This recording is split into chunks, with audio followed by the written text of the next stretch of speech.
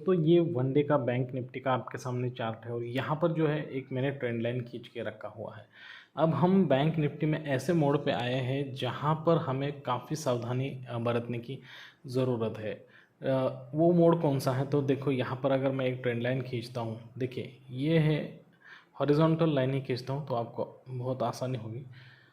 देखिए ये जो हाई बनाया है, हम उस हाई के नज़दीक आ चुके हैं बैंक निफ्टी में, ठीक है, और ट्रेंड लाइन तक दोबारा वापस आ सकते हैं। अब यहाँ पर एक सबसे इम्पॉर्टेंट चीज़ जो आपको ध्यान में रखनी है, जब भी देखिए यहाँ पर जब डाउन ट्रेंड चालू था, ठीक है, देखिए सेलर आए, फिर यहाँ पर बायर आए, सभी बायर को यहाँ पर सेलर आए, फिर सभी के स्टॉप लॉसेस हंट करवाए, फिर यहाँ पर जितने भी बायर आए हैं उन सभी के स्टॉप लॉसेस हंट करवाए, फिर बायर आए, फिर सबके स्टॉप लॉसेस हंट करवाए। मतलब ये जो डाउन ट्रेंड है, ठीक है, ये जो डाउन ट्रेंड था, उस डाउन ट्रेंड में जितने भी सेलर आए, सॉरी, जितने भी बायर आए उन सभी बायर के स्टॉप लॉस हंट करके उन्हें निकाल दिया। बाद में यहाँ पे कंसोलिडेशन हुआ। अब यहाँ पर एक देखने की चीज़ ऐसी है कि मैंने जब आपको बताया है कि जब भी आपको यहाँ पर ख़रीदने के लिए एक अपॉर्चुनिटी मिलती है, जैसे कि देखो यहाँ पे यहाँ से यहाँ तक बाइंग की कैंडल्स सारी की सारी बनी हुई है, लेकिन जब मैंने क्या कहा था आपको कि आपको जब भी खरीदने का मौका मिलता है डाउन साइड पे तो वेट करना चाहिए। जैसे कि ये जो बाइंग वाली कैंडल है, अगर ये बाइंग वाली कैंडल है, उसने उसका स्टॉप लॉस कहाँ पे लगाया होगा, मैक्सिमम पहली शायद इस बाइंग वाली कैंडल के पीछे निकल लगाया होगा, ठीक है, या फिर इसके नीचे भी लगाया होगा। तो देखो यहाँ पर दोबारा सेलिंग हुई और उस सेलिंग ने आपको एक अपॉर्चुनिटी दी कि नीचे की तरफ हम बाय कर सकें। और यहाँ पर जैसे ही एक बड़ी कैंडल बनी, उसमें अगर आपने बाय किया होता तो आपको देखिए कितना ज़्यादा आपको यहाँ पर प्रॉफिट हो सकता था। तो ये वनडे के लिए मैंने आपको बताया यहाँ पे कि वनडे के चार्ट पे बताया है, लेकिन ये हम इंट्राडे में भी इसी तरीके से एनालिसिस करते हैं।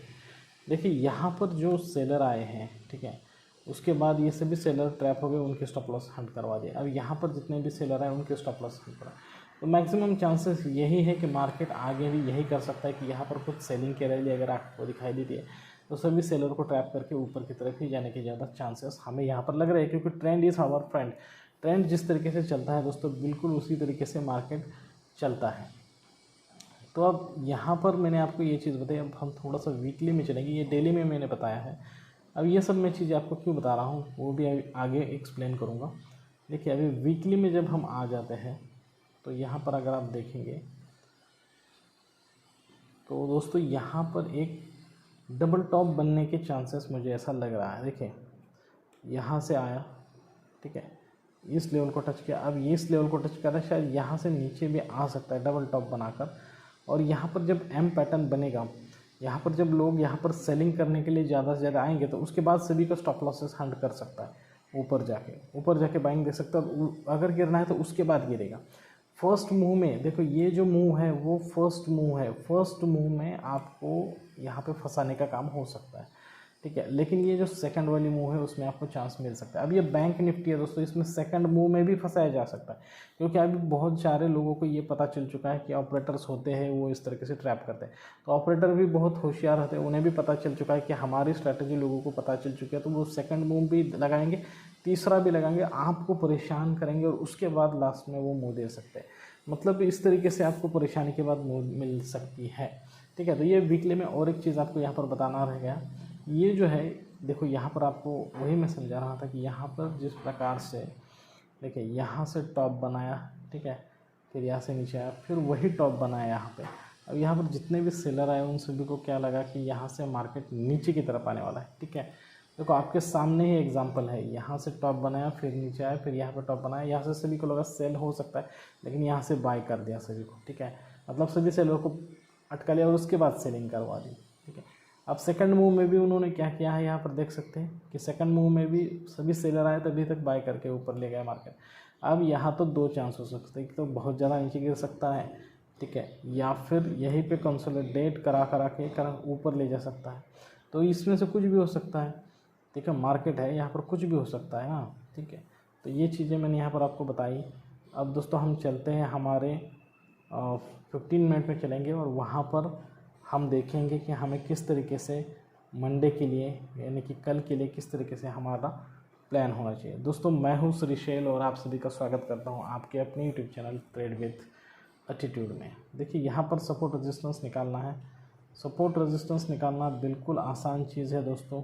अगर आपको नहीं आता है तो उसका वीडियो मेरे चैनल में भी है और निफ्टी की वीडियो के एंड, कल के निफ्टी की वीडियो के एंड में भी मैंने उसको रख दिया है, वो आउटरो में रख दिया है। ठीक है, तो अब देखिए जो मैंने वनडे में जो लाइन खींची थी वो यहाँ से यहाँ तक आ गई है दोस्तों 15 मिनट में। अगर देखो दोस्तों यहाँ पर ये जो लाइन मैंने खींची हुई है उसका भी हमें इस्तेमाल करने को आ सकता है। तो हमारे लिए क्रूशियल पॉइंट वो बनता है जब वनडे की लाइन और 15 मिनट का सपोर्ट जो है वो यहाँ पर इस लेवल पे आकर यहाँ पे कंबाइन हो चुका है। ठीक है, तो ये काफ़ी इम्पॉर्टेंट हो गया हमारे लिए सपोर्ट। ठीक है, मतलब यहाँ पर जब मार्केट आएगा, समझ लीजिए यहाँ तक अगर मार्केट आ जाता है तो यहाँ पे कंसोलिडेशन करेगा और कंसोलिडेशन करने के बाद एक तो नीचे की तरफ मुँह देगा।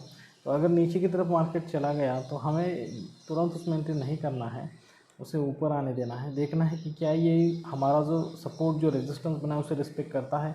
अगर उसे रिस्पेक्ट करता है और यहाँ से नीचे आ रहा है तो आप उसमें ले सकते हो पुट साइड पे एंट्री। अगर आपको यहाँ पे कोई inverted hammer, dark cloud cover, bearish engulfing bar, ठीक है, इवनिंग स्टार, इस तरीके से कोई भी पैटर्न बन रहा है तो उस पैटर्न के ऊपर स्टॉप लॉस लगाना है, उस पैटर्न के हाई के ऊपर, और उस लो के नीचे जाकर आपको एंट्री लेना है। लो के नीचे जब एंट्री ले रहे हो दोस्तों तो वहाँ पर जो भी कैंडल लो को ब्रेक करेगी उसके बाद वाली कैंडल में एंट्री लेना है, और जो भी कैंडल लो को ब्रेक करने वाली है वो उस लो के नीचे क्लोज होनी चाहिए और उसके बाद वाली कैंडल भी सेम रेड कैंडल की होनी चाहिए। ठीक है, तभी उसमें एंट्री लेना है। तो ये यहाँ पर मैंने आपको समझाया कि किस तरीके से हमारे सपोर्ट को ब्रेक करने के बाद हमें उसमें एंट्री लेनी है। अगर दोस्तों यहाँ पर बैंक निफ्टी सेम पोजीशन पे ओपन होता है, ऊपर जा रहा है और यहीं से ऊपर जाकर यहाँ पे कंसोलिडेट कर रहा है, नीचे नहीं आ रहा है, तो यहाँ पर क्या कर सकता है कि यहाँ से नीचे आ सकता है थोड़ा सा। आप सभी को ऐसा लगेगा कि पुट साइड पे जाएगा। जितने भी ज़्यादा रिटेल ट्रेडर है उन्हें पुट साइड पे फंसा के फिर यहाँ पर बाइंग के रेले दे सकता है। तो बाइंग के रेले देने के बाद भी आपको उसमें बाइंग नहीं करना है जब तक वो वहाँ से नीचे नहीं आएगा और यहाँ से ऐसे ऊपर घूमेगा।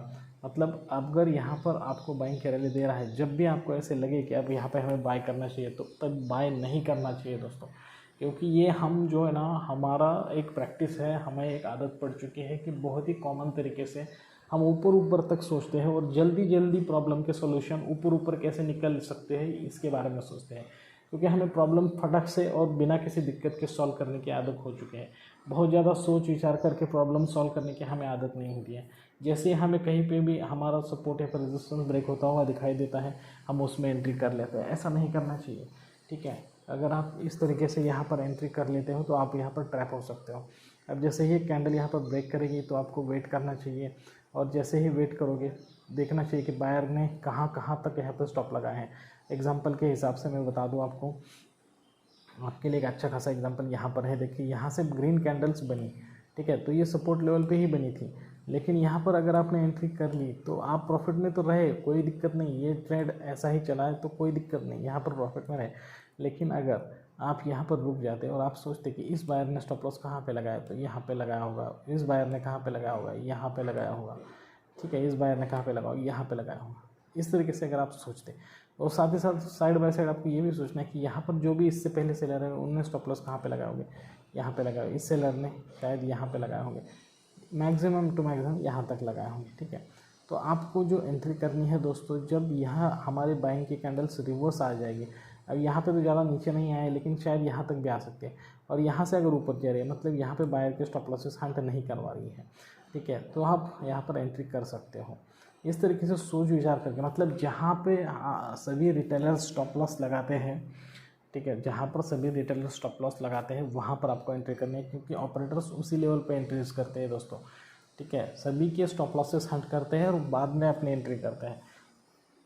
और दूसरी एक चीज़ जो मैंने कल आपको निफ्टी में सिखाई थी कि जहाँ पर ऑपरेटर को ज़्यादा से ज़्यादा उसको स्टॉप लॉस मिलेंगे उसी लेवल पे वो जाएगा। ठीक है, तो आपको देखना है कि पिछले कई दिनों से कहाँ कहाँ के स्टॉप लॉस हंट नहीं हुए हैं। ठीक है, जैसे कि अब यहाँ पर मैं बताऊँ तो यहाँ पर देखो पिछले 3 दिनों से बायर साइड पे स्टॉप लॉसेस हंट नहीं हुए हैं।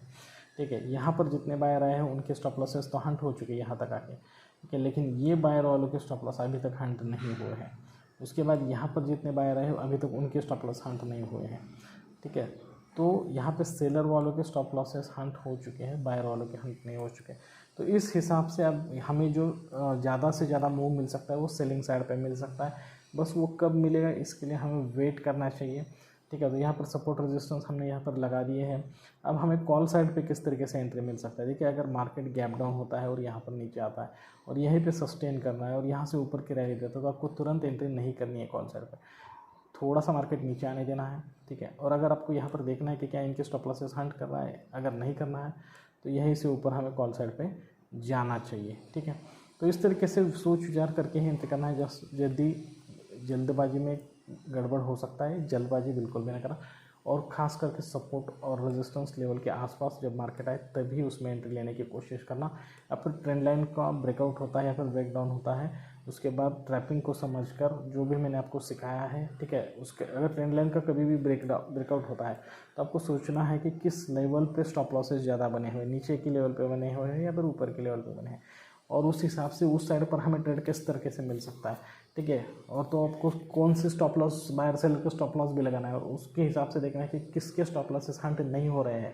जिसके स्टॉप लॉसेस हंट नहीं हो रहे हैं वही उसी साइड पे रैली जाने वाली, ठीक है।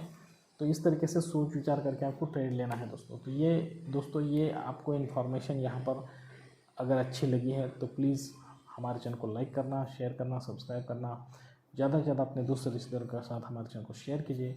जल्दी इस तरीके के अच्छे और इन्फॉर्मेटिव वीडियो के साथ आप सभी से मुलाकात होगी, तब तक के लिए दीजिए इजाज़त। Thank you very much, bye bye दोस्तों।